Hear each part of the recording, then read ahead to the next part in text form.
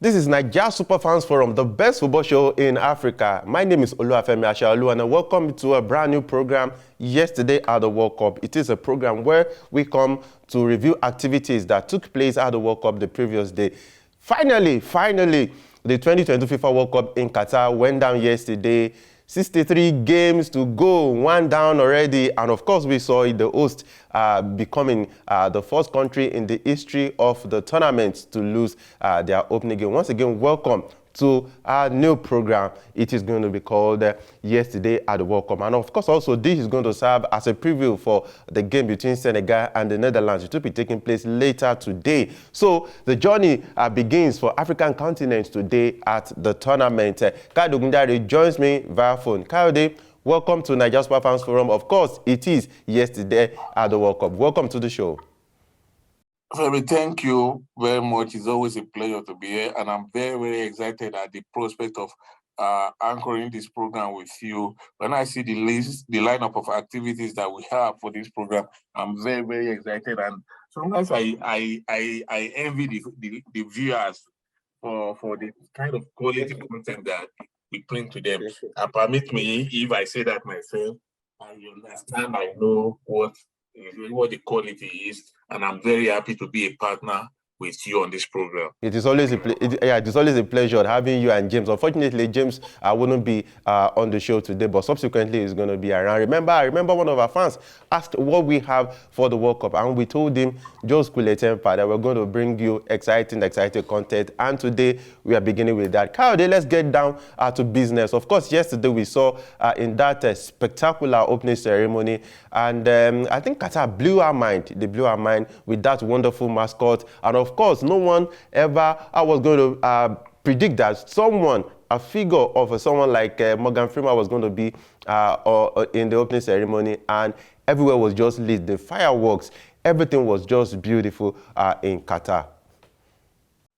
When you have the kind of money that Qatar has at their disposal, and it is easy to organize a competition of this magnitude and put up a spectacular show. I expected nothing less from the oil-rich state, and they practically delivered. If marks were to be awarded for delivery of opening ceremonies, I think they will score top marks, in my opinion. That was one beautiful opening ceremony. Okay, $300 billion. Qatar spent $300 billion to put this World Cup together. But Kayode, like you said, if the opening ceremony was anything to go by, I think Qatar shouldn't have made that unwanted history. They became the first host country in the history of the World Cup to lose their opening ceremony. And it was also their first game in the World Cup. And of course, they went down 2-0 to Ecuador. Of course, Kayode, we can say that again, but the controversies they have refused to go away surrounding this World Cup, and I do not want to say where I belong, but I think the controversies just refuse to go away. This morning, before we came on the show, I saw on an international cable news network where fans were protesting what they deemed as infringement on human rights in Qatar. But let's look at the game, Kayode. I was expecting that Qatar had almost 10 years to prepare for the tournament, and I expected them to put up a better show than what we saw against Ecuador. On the field of play? Yes. Femi, unfortunately, where they can improve performance and where they did actually improve performance was in the organization of the World Cup, which so far so good. We've not had any technical age. We understand the human element of all these protests and everything. But when you come to the World Cup itself, the competition itself on the pitch, I did not expect anything less from them. I remember observing in a Facebook post after the game that that whoever floated the allegation that the Ecuadorians had been bribed to throw the game against Qatar actually did Qatar a whole world of harm, because then Ecuador just strolled through the game and still won. So imagine if that match had ended in a draw or Qatar won. People would say, yeah, we knew they threw the game. So I did not expect anything else. If they had drawn the game or won, I would have felt scandalized for me. That's the word. Because whether you like it or not, Ecuador and Qatar, even though they are both very small countries, but on the field of play, they do not have the same pedigree. I expected Qatar to make up the numbers and just give us a good World Cup. Nothing more, nothing less. They are not in the recording for anything whatsoever. I saw, after the game, I saw a lot of funny pictures on the internet. I saw a goalkeeper sitting, staring at his phone and crying. And someone said the Qatari goalkeeper, looking at his jail sentence.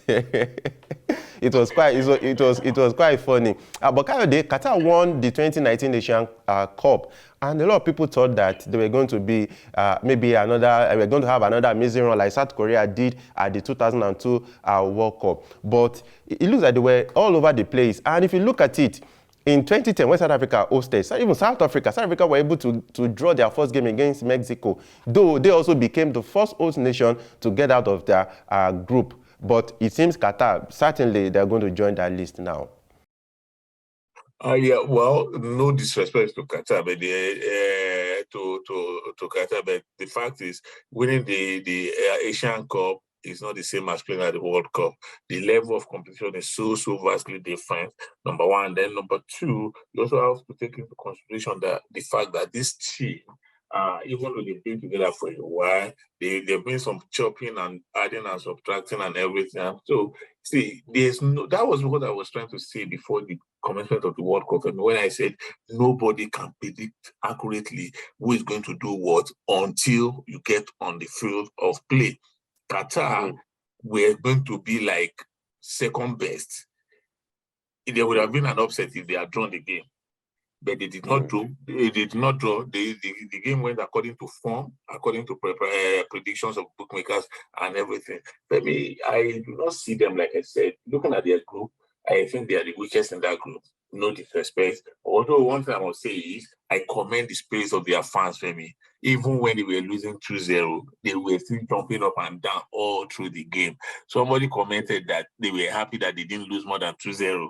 That was why they were jubilating. But for me, that's the beauty of football. For me, whether you lose, whether you win, football is to be enjoyed. And the Qataris show that they could be good sport when it comes to supporting their team, whether they are going out of the competition or they are going to stay in the competition. Where, technically, as it stands now, they are not yet out of the competition. Nobody is knocked out yet, so you never can tell. Maybe they are reserving their best for last in their next two games. Let's just wait and watch. Yeah, I think they should also be grateful that they were not in the same group with Brazil. If that opening game had been against Brazil or Portugal or Germany, maybe we would have been talking about maybe 15-0 or something, Kayode.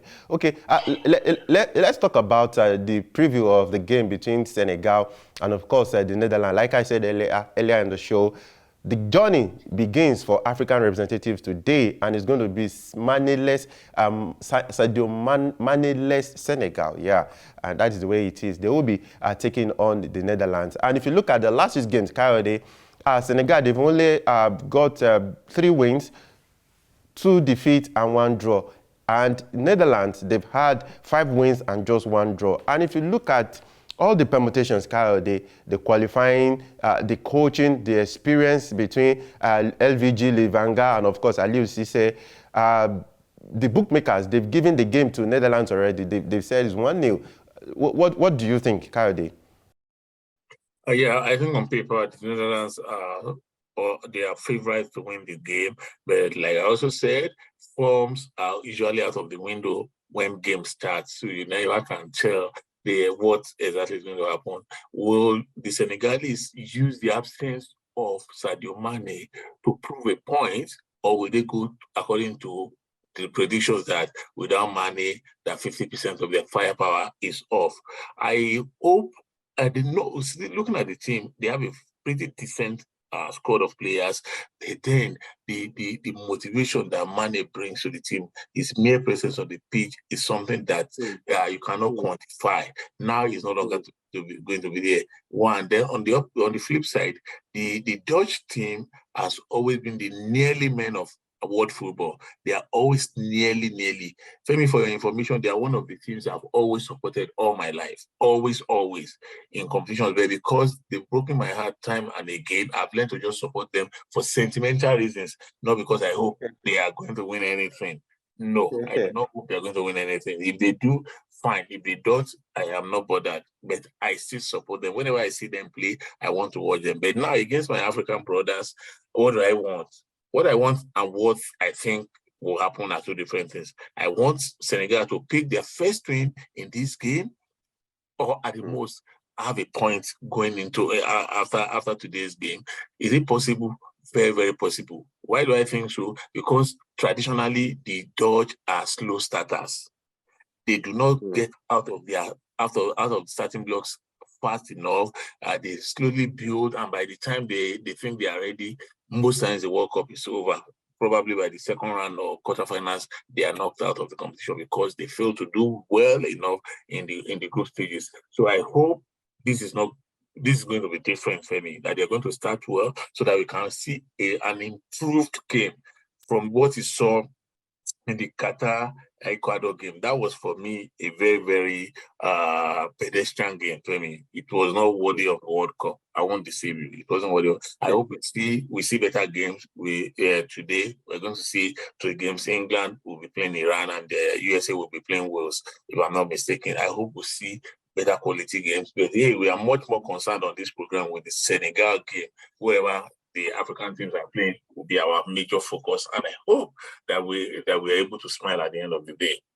Kayode, I perfectly understood your heartbreak, throwing your weight against the Netherlands, because they had the biggest football playing nation that is yet to win at the World Cup. They've played the final 3 times, and of course, they've continued to suffer heartbreak. And of course, remember that 2014, they lost in the semi-final. 2010, remember their wonderful run to the final when they lost 1-0 to that wonderful Spanish side. But let's look at Senegal again, Kayode, since we are looking at the African representatives. For Sadio Mane, who would, of course, absolutely be absent. Yesterday, he released a statement on his Facebook that he's had a surgery on that problematic fibula, and he said he will be supporting the boys from home. We have about 4 players who can replace Mane on the left side of the attack, so that at least. But Kayode, it is certain that Ismaila Sarr may be starved of proper service, since Sadio Mane will not be there. But that will not take the quality away from the Senegalese side. We have someone like Nicolas Jackson, we have Limane Ndiaye, we have Kepin Diatta, and we have Bamba Dieng. These are other options available to Aliou Cisse. But Kayode, how do you think Cisse can actually rejig his team? Because, of course, also one thing that he has been given credit for is Senegal. They barely concede goals. In their last 6 games, they've not conceded in their last 6 games of 8 games they've played, competitive games for that matter. But altogether, the attack, the defense, what do you think Cisse can do so that at least they can get a result? Because, remember, I think we should expect that Ecuador and Qatar should be a walk in the park for Senegal. If you ask me, if not Ecuador, maybe we can say Qatar, but we expect Senegal ultimately to get out of this group. Yeah, I expect them to get out of the group, but Ecuador will not be a walk in the park for them. Femi, let me not deceive you. The South Americans play a very, very robust kind of football that it is usually very, very difficult for African teams against South Americans. It's actually easier for us to get results against European teams than against South American teams. Femi, I remember on the occasions that we have had to play against South American opposition, I'm not sure how even Nigeria fared on those occasions. So I would rather we play Europeans, get the points we can, and a team like Qatar, if they are able to beat Qatar, and I see no reason why they should not beat Qatar. I am happy at the fixtures that they are playing their most seemingly toughest game first. You understand? Once they know whatever the outcome of their game against Scotland, they know that in the next 6 points, what do we need in order to go through? If they need all 6 points, they know that we have, whether we have to die, shed blood or whatever, we must get all this. I'm talking about those who are supposed to play, apart from Ismail Assar. We are talking about international experience. For me, I would expect the guy from Turkey, that's Famara Diédhiou, to play. He has got like 10 international goals for Senegal in 25 games. So for me, he is a very, very good option. He plays in Europe. He plays in Europe. There's apart from him and Ismail Assar, you're talking about Nicholas Jackson. Of course, those who argue will tell you that Nicholas Jackson has no international experience. So if I were Cisse, I could be starting him from the bench. What would I do? I will pair my most experienced top 2 strikers if he wants to go with 2 strikers at the goal. But if he wants to be cautious and go with one, which I think he should, because traditionally the Dutch team are very, very vastly experienced in the middle of the pack. They aim to dominate there. So if you want to get an extra body in the middle, if I were him, I would play probably 4-5-1. Play 5 men in the middle. That's have an extra pair of legs in the middle. And if that's going to happen, then you could decide to go with Ismail Assar alone. If you want to be adventurous, you want to go for goals, you could decide to play a 2-man attack and play Diédhiou, the guy from Turkey, with him. So either way he plays it, he must play a very, very compact midfield. And there is nobody who comes better than Cheku Kouyaté. The guy from Nottingham Forest. Yeah. He has been all over the place. He has played in West Ham, played everywhere. Very, very intelligent player, very, very hardworking. He's the kind of guy that you want in your tie. Then you look at Idrissa Gueye too. He is at Everton, and he's also very, very accomplished. You see him in the middle of the park, you know that these are players that can rough it up with anybody. So if you play these guys in the middle of the park, like I said, there are others, Mendy, the guy from Leicester City, Nampalys Mendy, you could also drop him there in the middle of the park. This guy has played the last 2-3 seasons with Leicester City, and we see how he has done very, very well. He's also not very short. He's not short of international experience. Because for me, what is key is you need players who have the heart of the lion, who are not short on international experience, who are not afraid, who can go toe-to-toe with anybody at any time. So if you have these players in your squad, Femi, and of course, like you noticed, I was going to talk about that before you brought it up, the impregnable defense that they have. If Koulibaly, as the captain, is able to marshal his players, Balotore, the guy from Milan, he has done extremely well for Milan this class, especially this current season. You know me and Milan. It is my team that I follow, and I know that this guy has done fantastically well. So if Senegal have Koulibaly and Balotore, those are 2 players that you want anytime. Then Bosise, the guy from Olympiacos, he also had loads and loads of experience. And there's the Sabali guy from Real Betis too.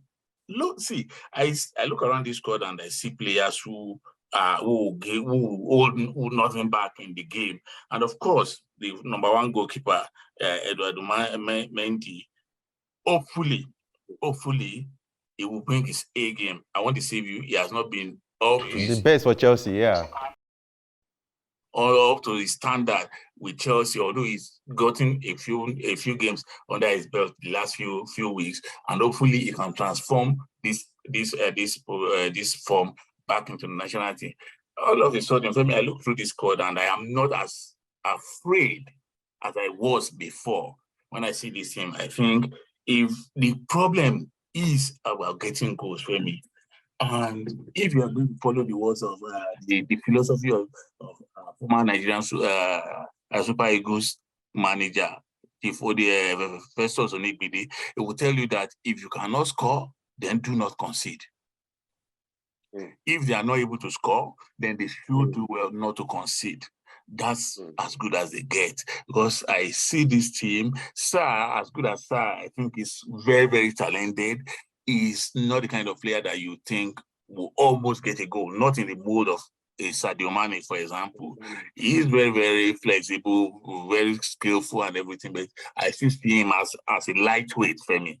No disrespect to Ismail Assar. So if you're not going to get goals, then do not concede. If I were Cisse, that's what will be on my head, and that's what I'm going to tell the players before we get into the pitch. That as much as I want us to play good football, I want us to hold our line in defense, knock them around in the middle, and try as much as we can to ruffle their defense. But if you're not going to get goals, then we should not be conceding them. That's my thinking. All right. So, Kayode Ogundare, thank you for joining us via the phone on our first edition of Yesterday at the World Cup. No, thank you very much, Femi. See you tomorrow. Okay. So, our fans, you can be assured that we'll bring you top-notch content every day for Yesterday at the World Cup, where we come around to look at the happenings, the games that took place the previous night at the World Cup. And of course, this is not preview for African teams. Of course, we just had to put this together so that we can have a preview for Senegal, Netherlands, and of course to look at what happened at the World Cup. So Yesterday at the World Cup will be an everyday program where we bring you what happened the previous, just to bring you closer to the action for some of you who might have missed what happened. And of course, we'll be looking at preview of games for African teams, and of course you trust us that Ghana will get, of course, the absolute preference, because they are my adopted country at this tournament. So see you all tomorrow when we bring you another edition of Yesterday at the World Cup. I remain Olafemi Ashaolu. Bye for now.